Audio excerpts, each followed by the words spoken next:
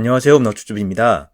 오늘 여러분의 손에 쥐어드릴 작품은 이탈로 스베보의 제노의 의식입니다. 1861년 이탈리아 트리에스테라는 도시에서 태어난 이탈로 스베보의 본명은 에토레 수미치입니다. 독일계인 아버지는 사업을 했지만 실패하는 바람에 작가는 상업학교에 진학해 은행에서 일을 해야만 했죠. 그러면서도 문학에 대한 열정을 포기하지 않았고 어떤 인생이나 노년 같은 작품을 발표했지만 대중의 관심을 끄는 것에는 실패하고 말았습니다. 한동안 작품 활동을 하지 않다가 그 유명한 아일랜드 작가 제임스 조이스가 영어 가정교사로 들어오게 되면서 그의 영향으로 다시 작품 활동을 시작합니다. 작가로서 이탈로 스베보는 제임스 조이스나 마르셀 프루스트에 앞서 인물의 의식에 집중한 선구적 작가로 평가받고 있습니다. 1923년에 발표된 제노의 의식은 작가의 대표작이면서 그의 이름을 후대에까지 전해지게 만든 소설입니다. 제임스 조이스에 의해 프랑스에 소개되면서 문단에 엄청난 찬사를 받았던 작품이죠. 이 소설 이전에는 인물의 심리나 내적인 독백에 이토록 집중한 작품은 없었기 때문에 문학사적으로도 상당히 의미 있는 작품이기도 합니다. 그가 한 인물의 심리에 이처럼 관심을 가지게 된 계기는 그 유명한 지그문트 프로이트를 만나면서라고 할 수 있죠. 문학사적으로 의미 있기는 해도 읽기가 수월하진 않아서 독자들을 꽤 애먹이는 작품이기도 합니다. 이 작품에 등장하는 주요 인물들을 소개해드리도록 하겠습니다. 이 작품의 주인공은 제노 코진이라는 남자입니다. 이 소설은 제노의 의식을 중심으로 전개되죠. 그는 아거스타란 여자와 결혼을 했지만 평생 처형인 아이다에 대한 미련을 끊지 못합니다. 아이다는 귀도라는 남자와 결혼을 하는데요. 동서지간인 제노와 귀도는 동업을 하죠. 한편 제노는 칼라란 여자와 바람을 피우기도 합니다. 이들이 이 작품의 주요 등장인물입니다. 이 작품의 주요 줄거리를 소개하도록 하겠습니다. 50대가 된 주인공 제노 코지니는 정신과 치료를 받고 있으며 의사의 권고에 따라 자신의 과거를 회상하며 진술을 시작합니다. 제노는 자신의 흡연 습관에 대해서 회상을 시작하는데 그는 어린 시절부터 아버지의 담배를 조금씩 몰래 빼돌려 흡연을 시작했었죠.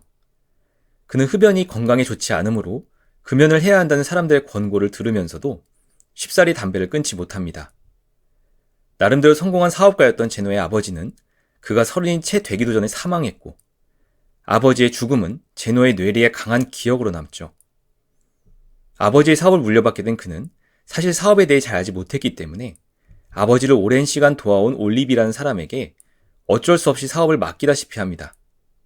어쨌든 그는 사업을 하기 시작하면서 조바니 말펜티라는 사업가와 친분을 맺고 그의 집에 매일같이 드나들며 그의 가족들과 교류하죠.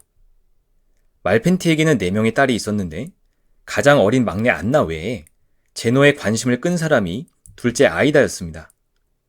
매우 아름다운 그녀에게 사랑을 느낀 제노는 염치불구하고 말펜티의 집에 매일 드나들었고 아이다의 환심을 사기 위해 노력하죠. 그런데 정작 제노에게 호감을 가지게 된 사람은 셋째인 아거스타였는데 사시인 그녀에 대해서 제노는 그다지 관심이 없던 상황이었습니다. 그 와중에 제노에게 강력한 경쟁자가 등장했으니 귀도라는 이름의 남자로 그 역시 아르헨티나에서 사업을 하는 유력 사업가의 아들이었죠. 귀도 역시 말펜티 집안에 드나들며 가족들의 호감을 사고 아이다 역시 그에게 호감을 보이면서 제노는 위기감을 느낍니다. 그는 성급하게 아이다에게 자신의 마음을 고백하지만 동생 아거스타가 그에게 호감을 가지고 있음을 아는 그녀는 이를 거절하죠. 제노는 자신이 아거스타와 결혼하면 아이다와 한 가족으로서 계속 곁에 있을 수 있을 거라고 생각해 아거스타와 결혼을 결심하고 아이다는 귀도와 결혼하게 됩니다. 비록 다른 속마음이 있었지만 제노와 아거스타의 결혼 생활은 무난하게 이어졌는데 어느 날 제노는 친구의 소개로 칼라라는 소녀를 알게 되죠. 칼라는 노래를 공부하는 학생이었지만 가난한 집안 형편으로 후원자가 필요한 상황이었고 제노가 그녀의 후원자가 됩니다. 그는 자주 칼라의 집에 드나들다가 칼라와 정분이 나고 아거스타에 대한 죄책감이 들면서도 관계를 이어나가죠. 그러면서 그는 칼라에게 구해준 젊은 음악 선생이 그녀에게 호감을 표시한다는 사실을 알고 질투심에 분개하기도 합니다. 그러다 어느 날 그 음악 선생은 칼라에게 청혼을 해 두 사람은 결혼을 하기로 하고 칼라는 제노에게 이 사실을 알리죠. 칼라는 예전에 제노와 함께 있던 아이다를 그녀의 아내라고 착각하고 아름다운 부인과 함께 행복하게 살라고 하고 이별을 고합니다.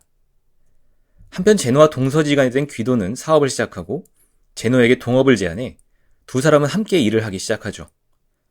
부족하나마 어느 정도 사업에 대해 알고 있는 제노와 달리 귀도는 전혀 사업에 대해 아는 바가 없었고 제노는 귀도를 가르쳐가며 일을 합니다. 하지만 어쨌든 회사의 대표는 귀도였기 때문에 대부분의 의사결정권자였고 미숙한 의사결정 때문에 회사는 막대한 손해를 보죠. 귀도는 결국 아내 아이다에게 손을 벌리고 동정심을 유발하기 위해 자살소동을 벌이기까지 합니다. 아이다는 귀도에게 돈을 줄 수밖에 없었고 그 사이 그녀는 극심한 스트레스를 받아 바제도병에 걸리죠. 이 병은 갑상선 기능 이상 때문에 생기는 병으로 안구가 부어 돌출되는 증상이 있었고 제노는 그녀의 모습을 보며 안타까워합니다. 아이다는 이 때문에 잠시 집을 떠나 요양을 할 수밖에 없었는데 그런 상황에서 귀도는 카르멘이라는 회사 직원과 바람이 나죠. 그 와중에 귀도는 회사 자금을 주식에 투자했다가 또다시 막대한 손해를 보고 분식회계를 시도하기까지 합니다. 결국 귀도는 상황을 비관해 안정제를 과량 복용하여 스스로 목숨을 끊고 그의 장례식이 끝난 후 아이다는 아이들을 데리고 귀도의 가족들이 있는 아르헨티나로 떠나버립니다. 이제 이 작품의 감상평을 공유하도록 하겠습니다. 먼저 이 작품은 주인공의 심리에 중점을 둔 소설이라는 것이죠. 소설이라는 문학 장르의 내용을 뜯어보면 크게 5가지 내용으로 구성된다고 볼 수 있을 것 같습니다. 사건의 흐름을 서술하는 서사, 배경을 설명하는 묘사, 등장인물들의 심리나 생각, 작가 개인의 사상, 그리고 작품이 집필된 시대가 반영된 시대정신이 바로 그것이죠. 19세기까지 서사의 중심을 둔 소설이 주류를 이루었다면 20세기 들어서면서 서사가 아닌 다른 부문에 중심을 둔 다양한 소설들이 등장합니다. 극단적으로 서사를 배제한 소설이 나타나기도 해서 사실 20세기 이후 소설들은 읽기 까다로운 경우가 많죠. 이 작품 제노의 의식은 제목에서 이미 드러나듯이 등장인물의 심리나 생각에 포커스를 둔 소설로 서사 위주의 소설들과는 분명 다른 느낌입니다.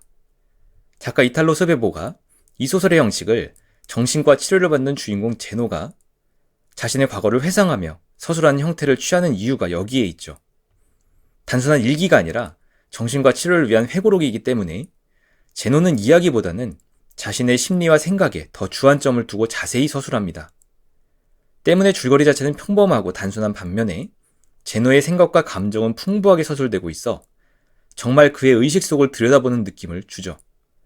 흥미로운 점은 작가가 한 사람의 의식이 그 사람과 독립적으로 존재할 수 있다고 이야기하는 점입니다. 나의 생각은 나로부터 분리되어 있다. 나는 그것을 알 수 있다.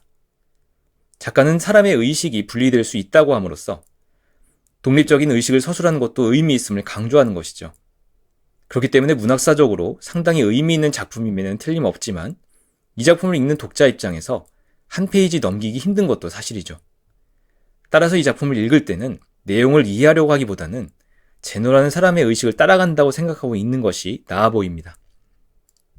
다음으로 제노를 통해서 인간이 자신의 양심을 어떻게 속이는지 생각해 보도록 하겠습니다.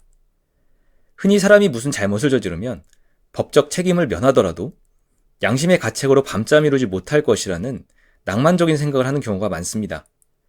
그러나 이 작품은 인간이 자기의 필요에 따라 또 입맛에 따라 양심을 속이고 있다는 점을 적나라하게 지적하죠. 제노는 아이다를 사랑하다가 자신을 열렬히 사랑하는 그녀의 여동생 아거스타와 결혼합니다.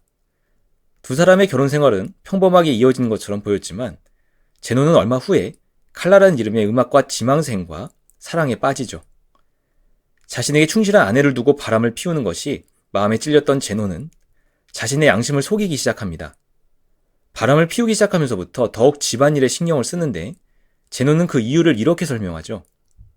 나의 양심은 너무나도 민감했기에 나의 현재 행동에 대해서 미래에 느낄 양심의 가책을 줄이기 위한 준비를 미리 하고 있었다. 양심의 가책을 느끼기 이전에 이를 상쇄시킬 만한 행동을 미리 축적해둠으로써 가책을 덜 느끼고자 했던 겁니다. 심지어 그는 아내에게 떳떳한 부분을 찾아내어 불륜으로 인한 양심의 가책을 상쇄시키기까지 하죠. 남편이 자기 언니 아이다를 사랑했었다는 사실을 누구보다 잘 아는 아거스타는 바람이 난 제노가 최근 이상한 감정 상태를 보이는 것에 오해를 합니다. 그가 아이다가 결혼하는 것에 대해 고통을 느끼고 있다고 생각한 것인데 실제로 그렇지 않았던 제노는 그 부분에 있어서 떳떳해하죠. 그 점에 관해서라면 나는 아무 죄도 없었다. 오해일 뿐이지만 그에 대해 결백했으므로 나는 내가 갓 태어난 아기처럼 순수하고 죄가 없다고 느꼈으며 즉시 모든 압박감으로부터 해방되었다. 자기를 이상하게 느끼는 아내에 대해 왠지 모를 죄책감을 가지고 있었던 제노는 그녀가 자신의 불륜까지 의심하고 있던 것은 아님을 알자 해방감마저 느끼고 있는 겁니다. 결론적으로 인간은 자신의 양심을 효율적으로 속이고 있으므로 양심이 호소하는 것이 잘못된 행동을 방지하는 것에 큰 효과가 없을 수 있다는 것을 보여줍니다. 마지막으로 제노를 그토록 힘들게 만들었던 요인이 무엇이었는지 생각해 보겠습니다. 어쨌든 이 소설은 제노라는 사람이 정신치료를 받으며 자신의 과거를 회상한 회고록의 형태를 가지고 있기 때문에 그를 정신적으로 힘들게 했던 요인이 무엇이었는지 추정할 수 있죠. 결론부터 말하자면 제노를 평생 힘들게 했던 것은 바로 아이다에 대한 끊을 수 없는 미련이라는 생각이 듭니다. 그는 아이다를 깊이 사랑했지만 그녀의 동생 아거스타와 결혼하고 또 아이다가 귀도와 결혼하는 것을 지켜봐야 했습니다. 그런 상황 속에서도 제노는 끝내 아이다를 마음속에서 보내지 못하는 마음을 곳곳에서 확인할 수 있죠. 그런데 그 미련으로 인해서 그는 자신에게 주어진 것들을 누리지 못하기 때문에 더욱 큰 심적 고통을 겪게 되는 악순환에 빠지고 맙니다. 만약 제노가 아이다에 대한 미련을 빠르게 끊어낼 수 있었다면 자신을 사랑하는 아거스타와 행복한 삶을 누릴 수 있지 않았을까요? 제가 생각하기에는 아이다에 대한 미련을 놓지 못해 눈이 가려워진 이것이 제노에게 있어서 진정한 비극이 아니었을까 싶었습니다.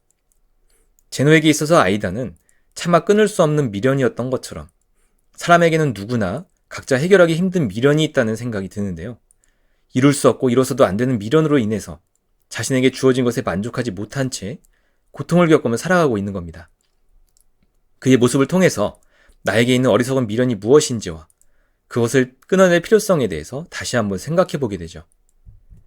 여기까지 제노의 의식 줍줍이었습니다. 같이 읽으신 분들께 수고하셨다고 말씀드리고 싶습니다. 지금까지 문학줍줍이었습니다. 감사합니다.